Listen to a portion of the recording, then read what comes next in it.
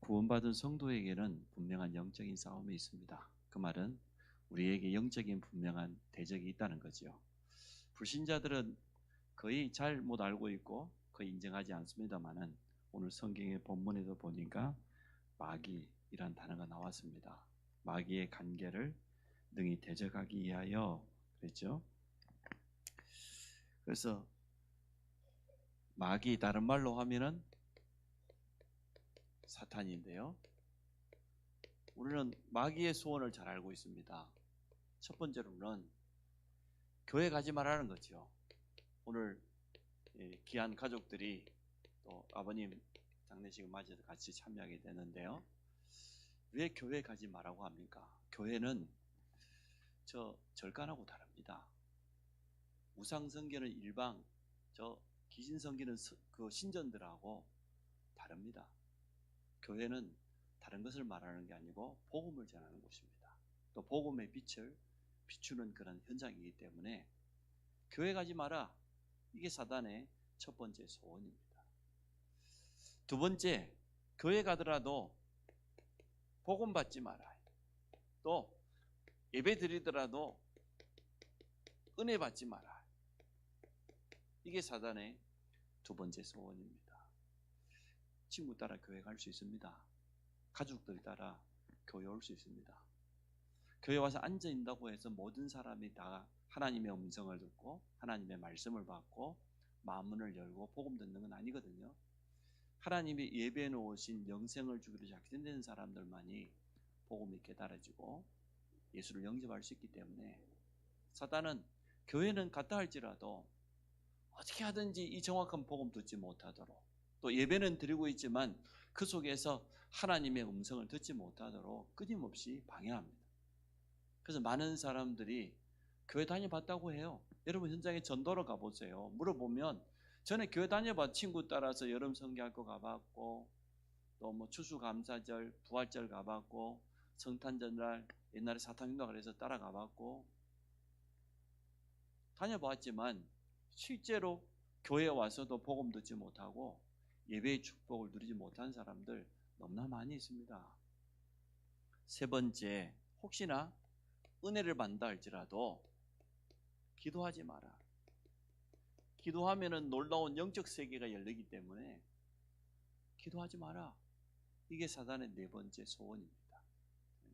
마지막으로 기도하면은 증거가 오잖아요. 이 증거를 말하는 것을 전도라고 하는데 전도하지 마라. 이러한 사단의 네 가지 소원이 있습니다. 이 자리에 있는 분들은 일단은 첫 번째 사단의 소원은 뛰어넘었네요. 오늘 뭐 처음 오신 분도 있겠지만 교회는 왔으니까 대부분 여기에 다 걸려 있어요. 교회 와서도 하나님이 어디 있어? 눈에 보이는 게 다지. 과연 그렇습니까? 우리 인간에게 가장 소중한 건 다 눈에 안 보이는데요. 정신이 잘못돼 버리면 고치기 힘든데 정신 눈에 보여요? 마음 눈에 보여요? 마음 무슨 색깔입니까?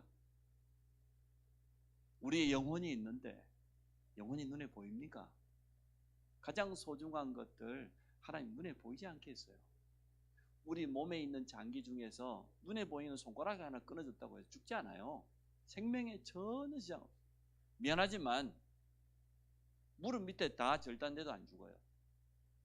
좀 미안하지만 태어날 때부터 아예 하반신이 없이 태어나는 사람 있더라고요. 그래도 생명 유지해요. 그러나 우리 몸 안에 감춰져 있는 장기들 조금만 이상 생겨도요. 뇌에 추를 한 방울만 잘못해도 마비되고요. 죽음에 이르러요. 가장 소중한 것은 겉에 드러나지 않아요.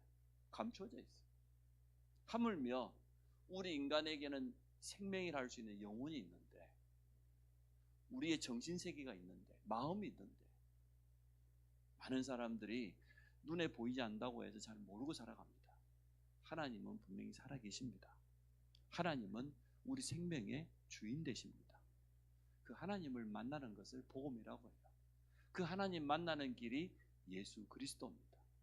교회 와서 앉아갖고 예배 드리면서도 전혀 복음 들으지 못하고 종교생활하는 사람들 참 많습니다. 또 구원받았는데도 확신이 없다 보니까 실제로 영적인 세계를 체험하지 못하고 하나님의 쓰임받는 이 귀한 축복 속에 들어가지 못한 사람들 너무나 많이 있습니다. 하나님은 반대로 어떠한 소원을 가지고 계실까요? 마귀의 소원과 반대겠죠. 교회만 다니지 말고 복음 받아라. 쉽게 말하면 구원 받아라. 이게 하나님의 첫 번째 소원이에요. 하나님은 모든 사람이 진리를 아는 데 이르기를 원하신다고 했어요. 교회만 가지 말고 구원 받아라. 정확한 복음을 깨닫고 영접하고 하나님의 자녀가 되라. 그게 하나님의 첫 번째 소원입니다. 성경 66권은 다른 것을 말하지 않습니다. 하나님 만나는 복음을 설명합니다. 하나님은 영이시기 때문에 눈에 보이지 않지만 그의 아들 독생자 예수 그리스도를 보내주셔서 구원의 길을 활짝 열어놓으셨습니다. 십자가의 보혈로 우리의 모든 죄와 저주 다 끝내버렸습니다. 하나님 만나는 길을 가로막고 있는 사단의 권세를 완전하게 멸하신 하나님의 능력이 예수 그리스도입니다. 이 복음을 똑바로 알아라는 거예요. 두 번째, 구원받았으면 이제는 예배 승리해라. 하나님의 말씀 속에는 모든 답이 다 들어있으니까 예배 때마다 하나님의 말씀을 통해서 답을 얻고 힘을 얻고 진짜 인생에 소망을 가져라. 저는 제가 예화 들었잖아요.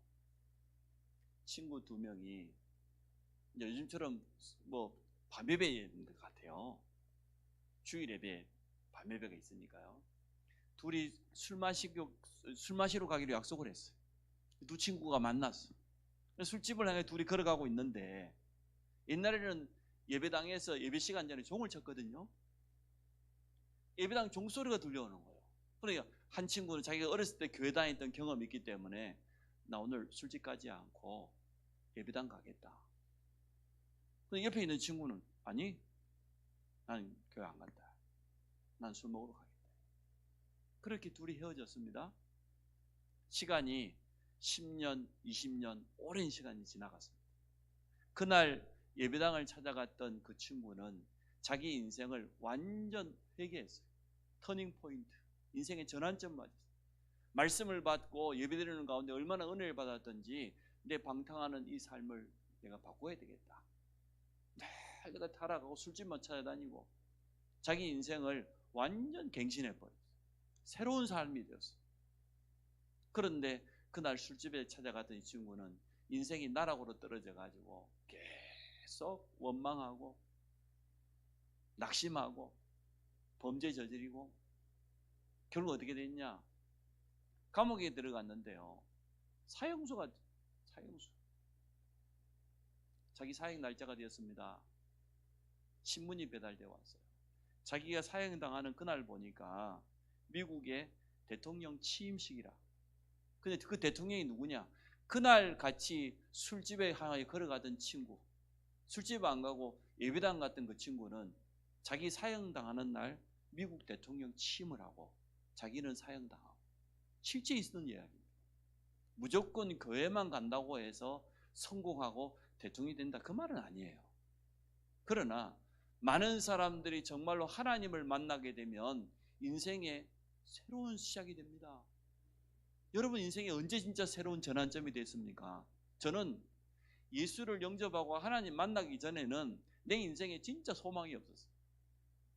내 나름대로 재밌게 살아보려고 발버둥을 쳤어요. 제가 청년 때 부식당 하나 하면서 15인승 봉고차를 하나 샀어요. 옛날에 보면은 그런 15인승짜리도 있었어요. 기아에서 나온 차가 있었는데 그걸 사가지고 얼마나 재미가 없던지 어떻게 했냐? 금요일 밤이면 금요예배 끝나는 시간에 딱 교회 앞에 대놓고 청년들을 다 태웠어요. 다 태워가지고 오늘 밤에는 남해로 한번 가자. 남해대교 1시간이면 가거든요. 남해로 갔다가 그 다음 주에 오늘은 여수로 한번 가. 돌산대교 얼마나 재미가 없는지. 청년들이야 뭐 좋다고 울죠. 차 태워가고 내가 다 다니니까. 뭐 공휴일날은 오만 대를 돌아다니면서 그렇게 놀아봤는데 그 만족이 되겠습니까? 만족이 없어요. 그래서 내가 예수 그리스도를 만나고 하나님을 만나고 구원받고 난 다음부터 내 인생의 진짜 전환점이 되어졌습니다. 오늘 하나님을 만나시고 인생의 전환점 되시기 바랍니다. 하나님 이러기를 원해요. 예배 승리해라. 하나님의 말씀 속에서 모든 답을 얻고 참된 힘을 얻어라. 여러분 앞에 있는 문제가 억만가지라도 오늘 힘 얻어버리면 그 문제는 무너집니다. 여러분 못 이깁니다. 복음을 못 이깁니다. 하나님의 말씀을 막을 자가 없습니다. 정말 이렇게 여러분 믿으셔야 돼요. 말씀이 우리의 무기잖아요. 또 하나님은 예배 승리하라 그 정도가 아니고 진짜 은혜 받고 영적으로 깨어서 기도해라. 지금 시간표가 그렇다는 거죠. 우리가 기도할 때마다 놀라운 영적인 세계가 열려지기 때문에 우리의 싸우는 무기, 하나님의 능력, 그리스도의 이름 가지고 담대하게 선포하고 깨어서 기도해라. 일단 내 자신부터 살려야 되니까 다른 사람 살리기 전에 나를 살려야 될 것 아닙니까? 그리고 이제는 남은 인생 우리가 전도자의 삶을 살기를 원합니다. 증인의 삶을 살기 원합니다. 모든 사람을 살리는 이러한 증인 되기 원합니다. 그래서 하나님의 소원을 여러분 마음속에 꼭 담으시기 바랍니다.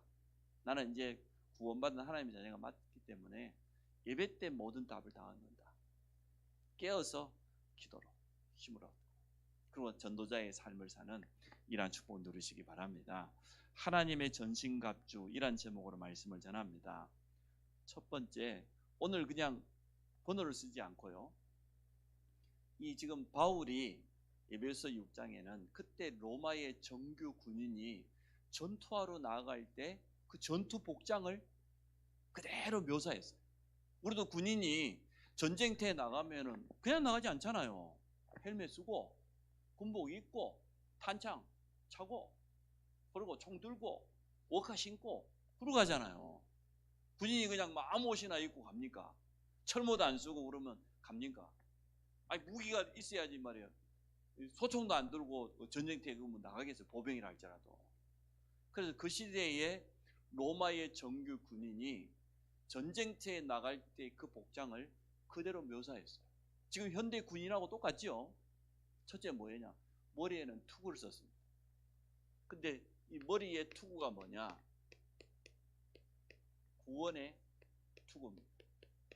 구원의 확신입니다. 성도가 내 머릿속에 분명히 가지고 있어야 될 확신이 뭡니까? 구원의 확신입니다. 내가 하나님의 자녀되었다는 이 확신이 있어야 돼요. 요한 1서 5장 11절로 13절에 또 증거는 이것이니 하나님이 우리에게 영생을 주신 것과 이 생명이 그의 아들 안에 있어요. 그의 아들이 누굽니까? 아들이 있는 자는 영생이 있는데 구원받았는데 그 아들이 예수 그리스도입니다. 내가 하나님의 아들의 이름을 믿는 너희에게 이것을 쓴 것은 너희에게 영원한 생명이 있음을 알게 하려고. 예수 그리스도가 생명입니다. 예수님 내 안에 계시면 우리는 영원한 구원받은 자입니다. 이제는 이 구원의 확신을 가지고 누려야 되겠습니다. 확신 가진 자 가면 흑암은 무너집니다. 제일 먼저 성도가 머리에 써야 될 투구가 뭐냐? 구원의 확신. 나는 하나님의 자녀. 세상 사람들이 말하고 있는 운명과는 나와 전혀 상관없다. 내 지난 과거가 아무리 큰 고통과 실패가 있었다 할지라도 구원받은 하나님의 자녀는 시작할 수 있습니다. 얼마든지 시작할 수 있습니다. 그 두 팔이 없는 그 수영선수 여자분 있잖아요. 이야, 발가락 가지고 음식을 조리하는데 기가 막히게 음식을 글만 쓰는 게 아니고 애를 몇 명 낳았어요. 애를 키우는데 자기 남편은 물론 정상입니다만은 남편이 하나도 도와주지 않아도 발가락 가지고 손가락보다 더 잘 사용해. 음식을 다 뒤집고만 다 만들더라. 칼 썰고. 야, 그거 보면서 인간의 능력은 정말 대단하다. 이분은 기독교인이니까 내가 하나님 자녀라고 확신이 있으니까요. 남들이 생각지 못하는 그러한 거 있어요. 그거 가지고 막 수영하고 말이에요. 장애인 수련 내가 1등하고 말이에요. 가가지고 많은 사람들 앞에서 강연하고 자기는 팔 하나도 없는데 말이야. 많이 놀랐어요. 참. 우리는 하나님의 자녀입니다. 그래서 확신을 제일 먼저 내 마음. 그리고 두 번째, 우리의 가슴 아닙니까? 옛날 구인은 갑옷을 입잖아요. 성경에 보니까 의의 흉배 그렇게 표현되어 있습니다. 제가 오늘 이 성경 구절 순서로 하는 것이 아니고 그냥 위에서부터 차근차근 내려오면서 한번 해보도록 그렇게 하겠습니다. 호심경 그랬죠? 14절에 우리 가슴에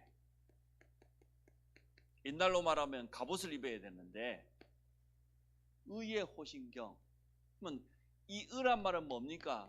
그리스도의 십자가로 말미암아 구원받은 여기에 대한 쉽게 말하면 구원의 감사입니다. 구원의 감사와 감격이 계속 넘쳐나야 흔들리지 않아요. 이거 빼앗겨버리면 여러분 삶 속에 내가 참 하나님 자녀된 구원받은 거 참 감사하다 이거 놓쳐버리면 다 놓치는 거예요. 여러분이 교회에 작은 헌신을 해도 야 하나님 나를 불러주셔서 구원받게 했구나 여기에 대한 감사가 있으면 기쁩니다. 당장에 추석날이 다가오면 부모에 대한 은혜에 대한 감사가 있으면요 명절을 용돈을 준비하고 선물을 준비할 때 기뻐요.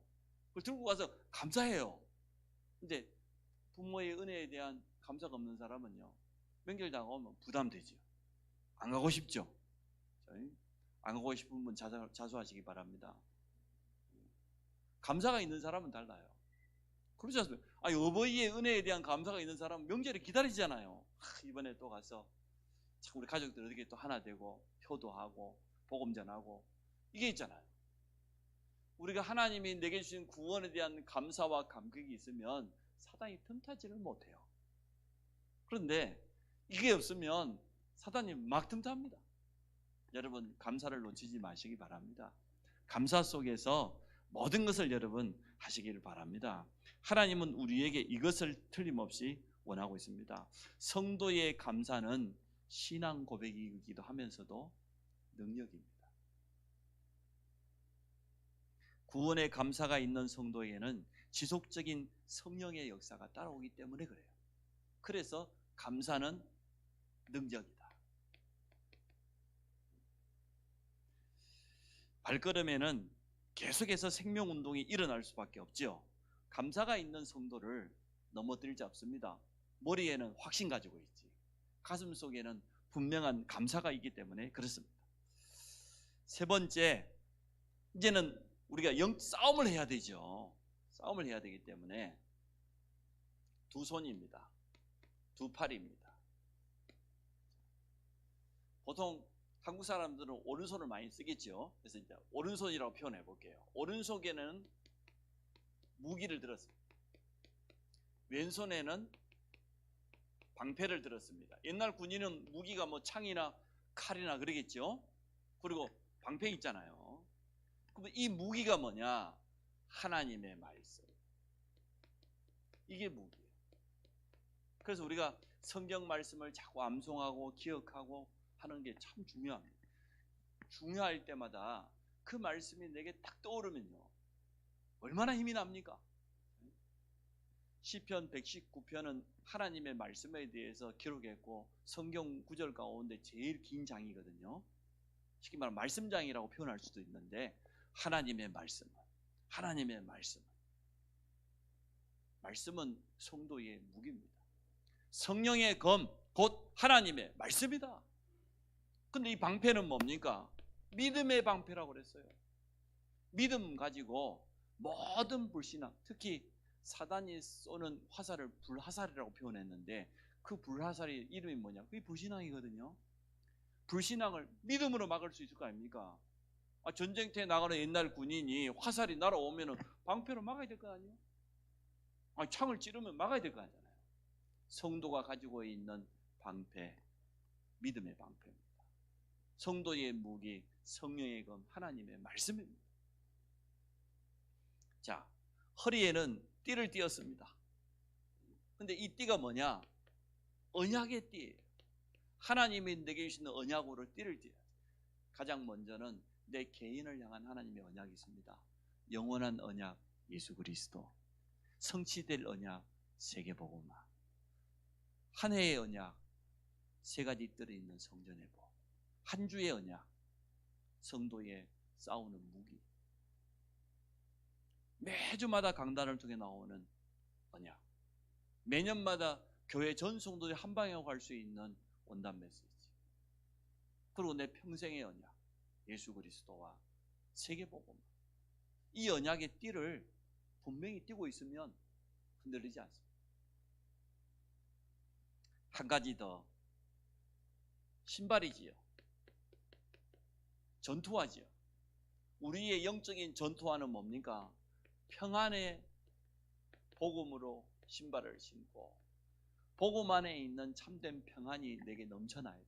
내가 구원받고 너무 감사하고 기쁘고 평안하고 찬송이 나오고 기도가 되어지고 만나는 사람에게마다 예수 그리스도 전하고 싶어지고, 이게 정상적인 성도니까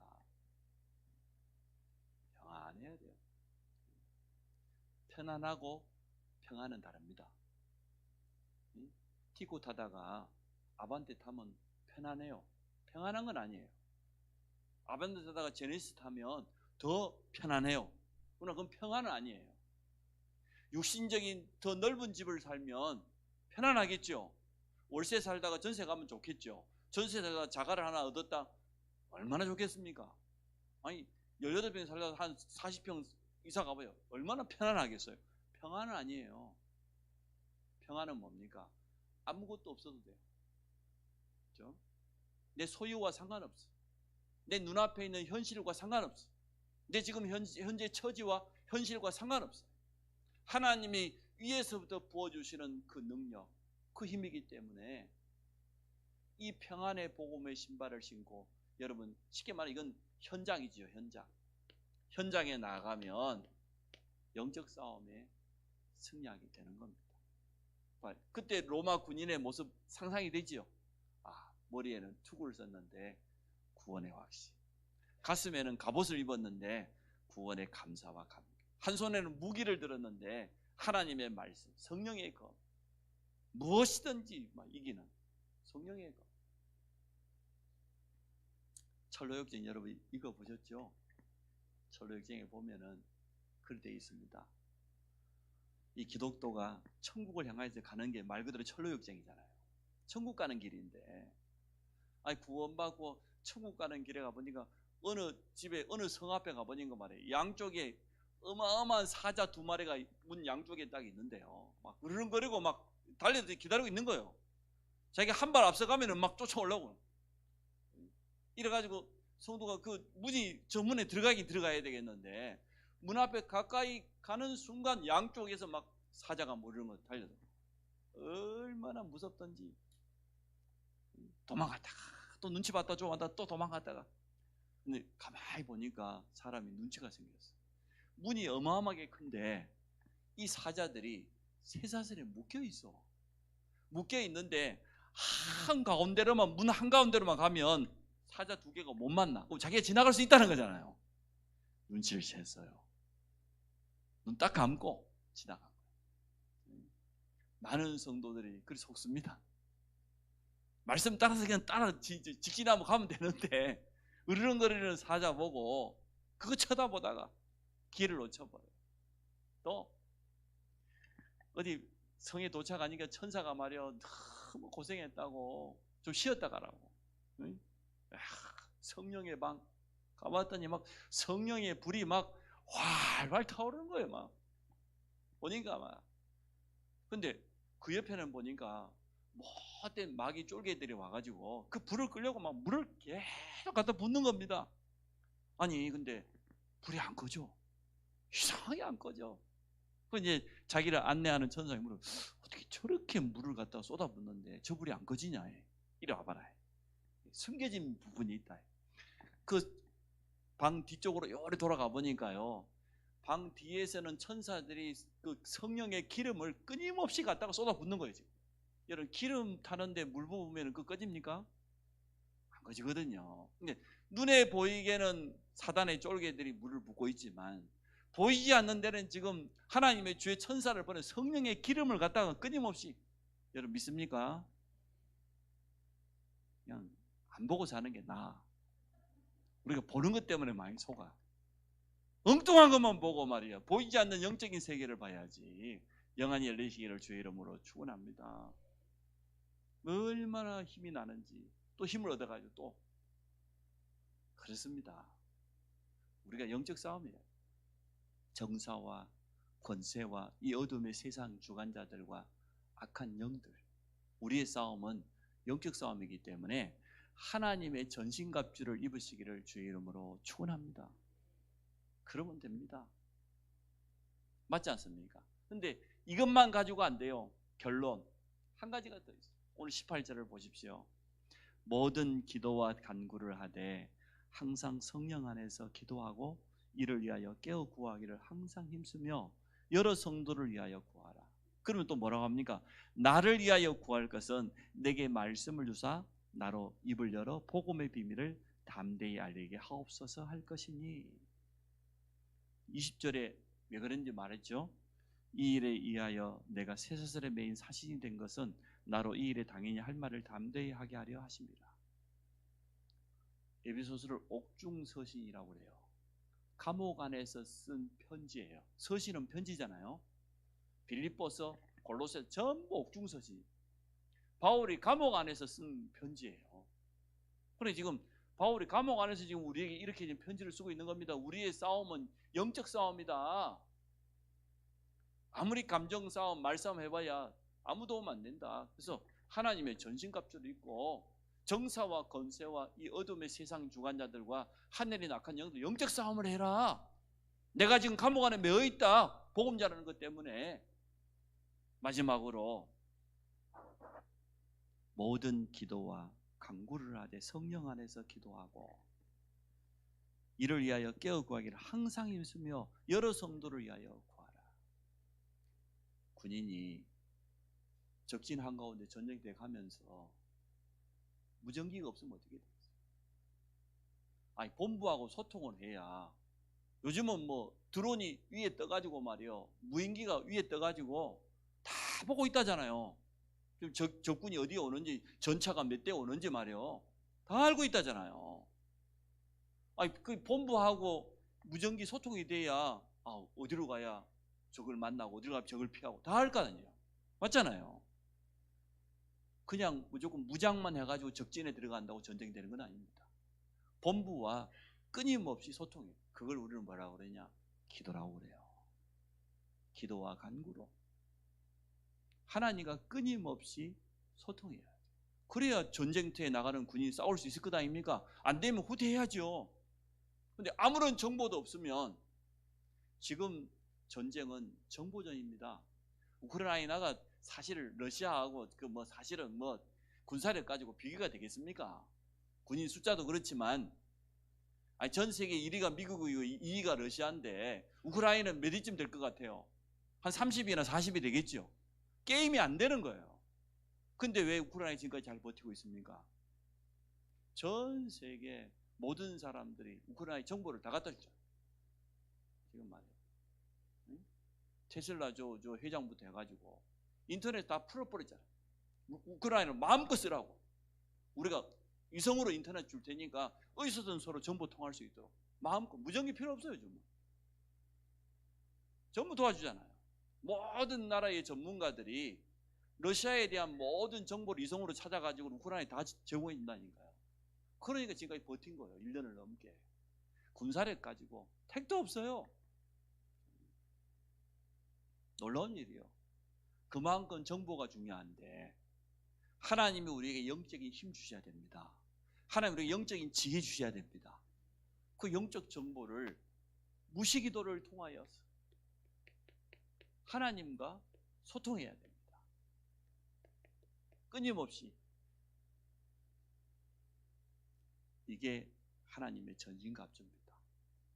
이 모든 걸 다 아무리 다 갖췄다 할지라도 하나님과 소통하지 않으면 결국 안 됩니다.